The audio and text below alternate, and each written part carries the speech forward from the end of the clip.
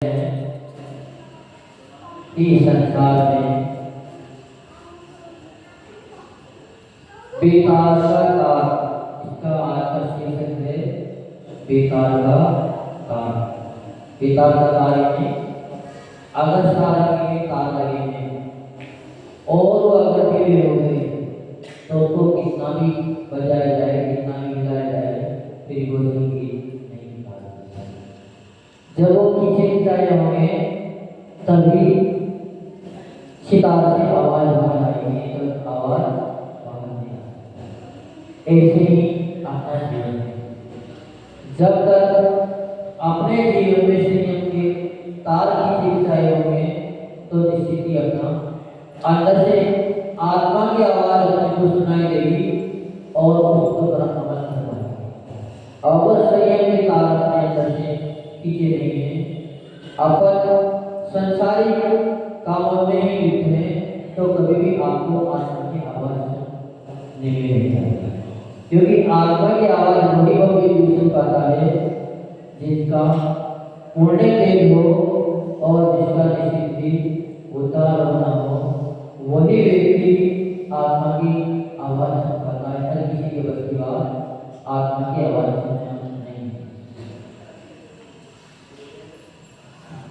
आकर्षण शक्ति के कारण प्राणी मंत्र रूप सा खींचा जाता है।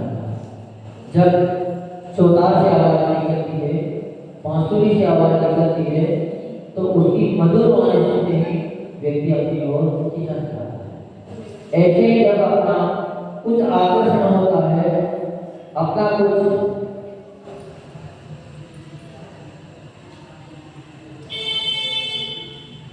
स्वभाव के अंदर अपन चले जाते हैं, व्यवहार को व्यक्ति देखता है, तभी अपन से व्यक्ति चले जाते हैं। जब मुझे आज जंगल में साधना करने बैठ जाते हैं तो न तो किसी से बोलते हैं, फिर भी जंगल के वो प्राणी उनके आसपास आकर बैठ जाते हैं। क्यों? क्योंकि उनकी वर्णों से वो प्रभाव हो जाते हैं। इसीलिए अपनी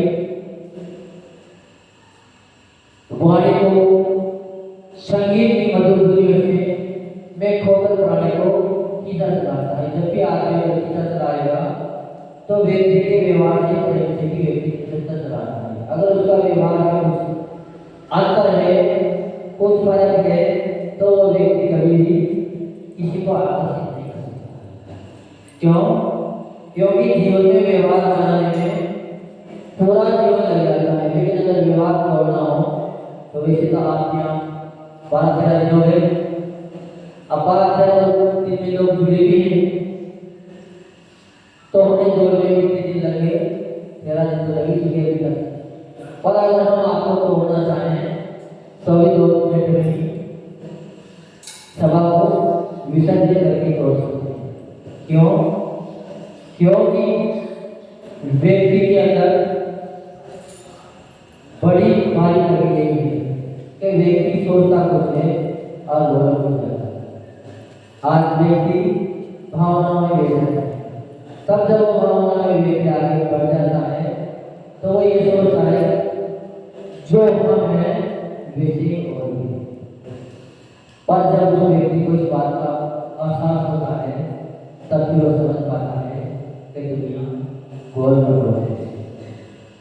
कैसी है दुनिया? बिल्कुल गोल मटोल है। तो दुनिया का कोई सिरा अंत नहीं है। जहाँ से देखोगे वहाँ से वह बिल्कुल गोल ही नजर आएगी।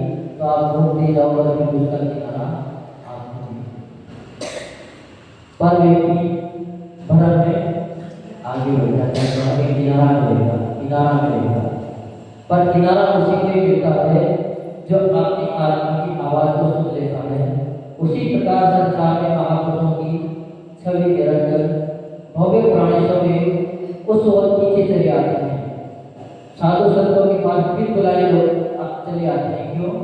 क्योंकि उनका व्यवहार अपने आत्मा को उद्धार करने वाला होता है, आपको हित की बात बताने वाला होता है, राग देश को उठाने वाला नहीं होता। क्योंकि जो व्यक्ति राग देश की बात करते हैं उनसे कोई भी जुड़ने की कोशिश नहीं, परंतु उनके ऐसा आकर्षण होता है कि लोग सोचकर खींचे जाते हैं वास्तव में ऐसे महापुरुष बेकार के तार नहीं है, तो उसके पास कोई तार भी नहीं है, बिना तार के भी उनके अंदर संगीत के जैसे जो तार के तार है वैसे उनका आकर्षण हो जाता है, जबकि उनके पास कोई तार नहीं है। शास्त्रीय भाषा में महापुरुषों की पुण्य प्रकृतियों के आकर्षण बल से ऐसी स्थिति होती है, उनके पास न मेला सा लगा रहता है, उनके पास उनके प्राणियों के मन में भारी अंतर आ जाता है। कितना भी व्यक्ति राग की क्यों न हो, पर अगर सत्संग में पहुंच जाता है तो उसकी प्रणाम में गिरावट आ जाती है, उसकी प्रणाम भी बिल्कुल सरल होने लग जाते हैं। और वो एक बात है कि किसी के परिणाम पत्थर के जैसे होते हैं, उसमें कितना भी पानी डालो फिर भी अंदर से उसकी अंदर पानी डाल नहीं सकता, कि वो पत्थर बाहर से कितना भी गीला हो जाए फिर अंदर पानी नहीं जाए। किसी के परिणाम मिट्टी की तरह होते हैं, मिट्टी के लेवल पर अगर पानी डालोगे तो जब तक पानी डालता रहेगा तब तक तो मिट्टी बिल्कुल बनाए हो जाएगी, पर जैसे ही पानी डालना बंद किया, पानी गिर चुका और मिट्टी वापस कड़क हो जाएगी। जितना उनको समझाया था, जितनी बातें बताई थी, वो सारी बातें और मिट्टी सूखती जैसी कड़क हो जाती है, तो प्राणी और एक प्राण होते रुई की जैसे। रुई भी पानी डाला तब भी रुई नरम रहेगी, मुलायम रहेगी, और जब रुई का पानी सूख गया फिर भी रुई के अंदर कोई परिवर्तन नहीं आया, फिर वो मुलायम नहीं है, क्योंकि उसका स्वभाव भी मुलायम था, वो पहले से ही मुलायम थी, तो उसको ज्यादा परेशानी का सामना नहीं करना पड़ा। लेकिन जो व्यक्ति इन प्राणों से विपरीत वाले होते हैं, उनको कितना भी समझाओ पर उनके जीवन में कोई अंतर नहीं आता है। फिर परिणाम अत्यंत निर्भर हो जाते हैं।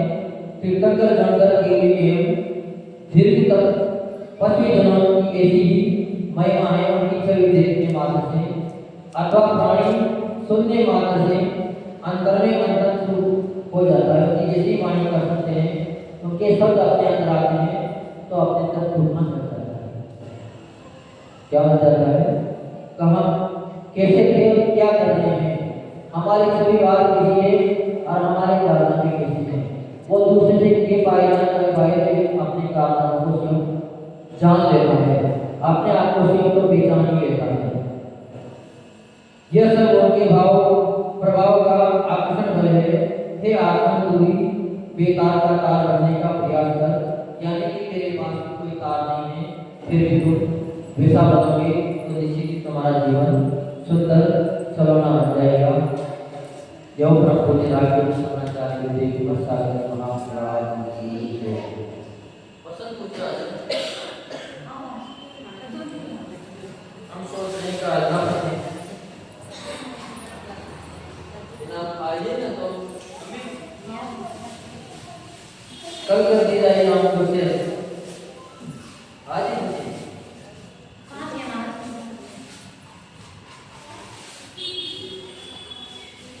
कुतिया कितनी होती है, कुतिया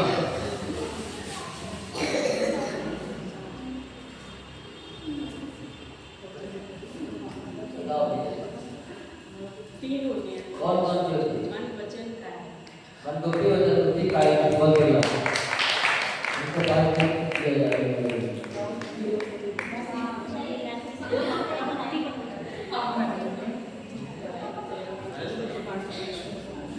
पूर्ण ज्ञान तो अच्छा होता है, बहुत सरल सरल प्रश्न है, हाँ बहुत बढ़िया।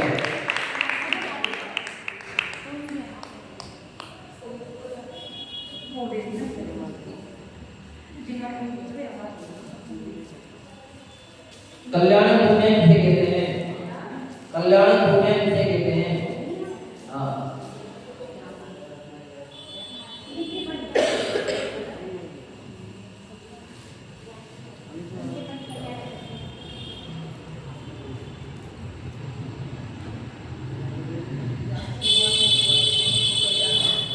जहाँ से भगवान मोक्ष जाते हैं या जन्म देते हैं या तप करते हैं, उनसे भी भूमियों को भूमिया कल्याण बहुत बढ़िया। तो ये किया जाएगा। ले लो आंटी जी, ले लो आंटी जी। अरे दे दो दे दो।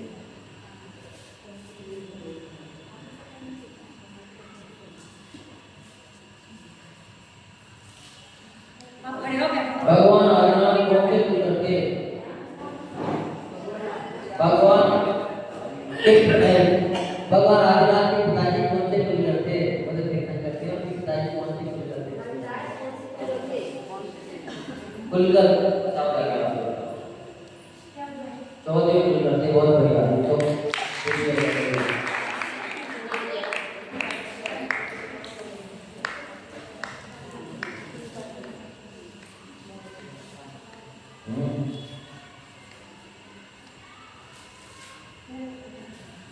लोक कथाएं किसके अंतर्गत आती है? राग के अंतर्गत आती है या द्वेष के अंतर्गत आती है? लोक कथाएं किसके अंतर्गत आती है? लोक कथाएं होती है वो राग में आती है या द्वेष में आती है? दो भेद हैं, एक राग और एक द्वेष। चार कथाएं में दो कथाएं राग रूप है, दो कथाएं द्वेष रूप है। हाँ, बहुत बढ़िया। और हो गए पांच।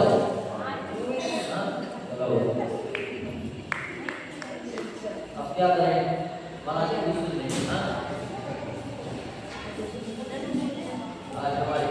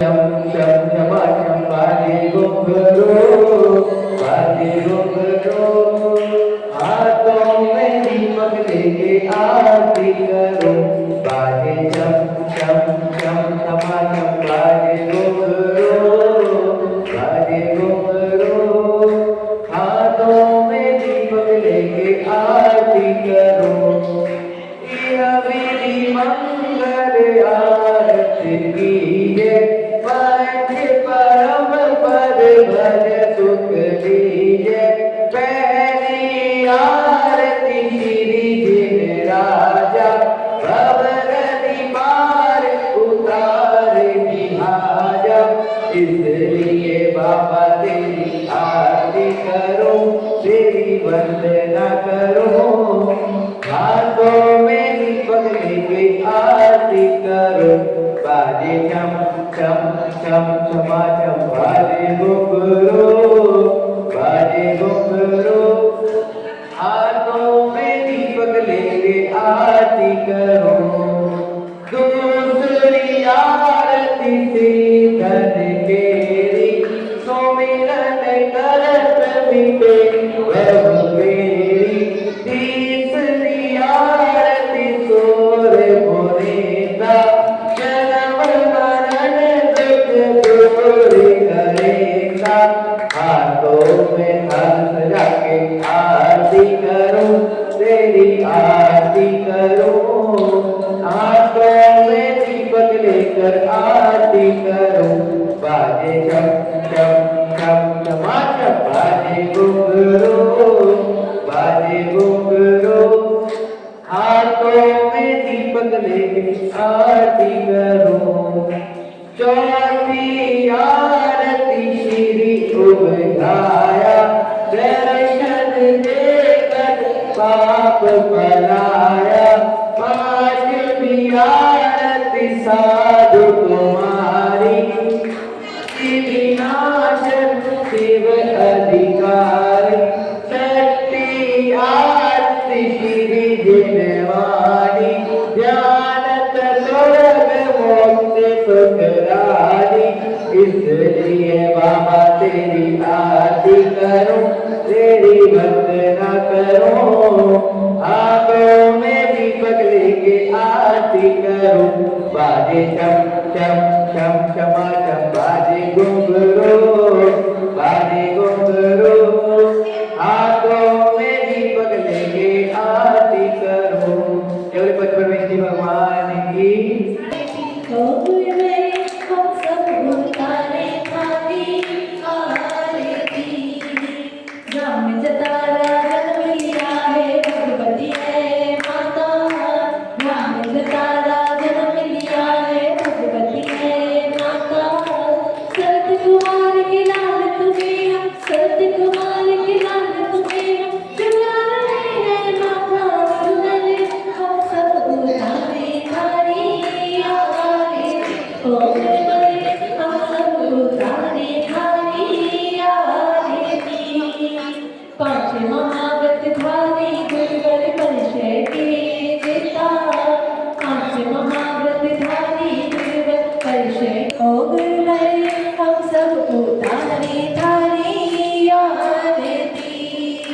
बाल ब्रह्मचारी दुर्वैना झूठा जगे भाया बाल ब्रह्मचारी दुर्वैना गुरु विराग के चरणों आकर गुरु विराग के चरणों आकर संयम अपनाया गुरुवर हम सब उतारे थारी आरती ओ गुरुवर हम सब उतारे थारी आरती धरती अंबर दसों दिशाएं वंदन करती हैं धरती अंबर दसों दिशाएं वंदन करती हैं सारी सृष्टि गुरु चरणों में सारी सृष्टि गुरु चरणों में अभिनंदन करती है गुरुवर हम सब उतारे थारी आरती ओ गुरुवर हम सब उतारे थारी आरती करना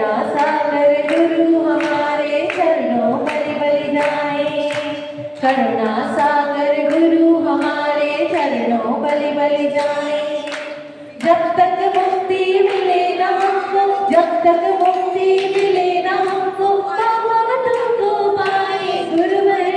हम सब उतारे थारी आरती ओ गुरुवर, हम सब उतारे थारी आरती। बीत राखता गुरु की चर्या से नित चलती है, बीत राखता गुरु की चर्या से नित चलती है। चरणों में नत हो के साधना, चरणों में नत हो के साधना, अभिनंदन करती है गुरुवर। हम सब उतारे थारी आरती ओ गुरुवर, हम सब उतारे थारी आरती। छोटे बाबा सिद्ध क्षेत्र आहार के आप कहाते, छोटे बाबा सिद्ध क्षेत्र आहार के आप कहाते। जो भी श्रद्धा से आता है, जो भी श्रद्धा से आता है, सबके कष्ट मिटाते गुरुवर। हम सब उतारे थारी आरती ओ गुरुवर, हम सब उतारे थारी आरती। अतिशयकारी बाबा है ये जो भी चरणों आते, अतिशयकारी बाबा है ये जो भी चरणों आते। अपने मन की सभी मुरादें, अपने मन की सभी मुरादें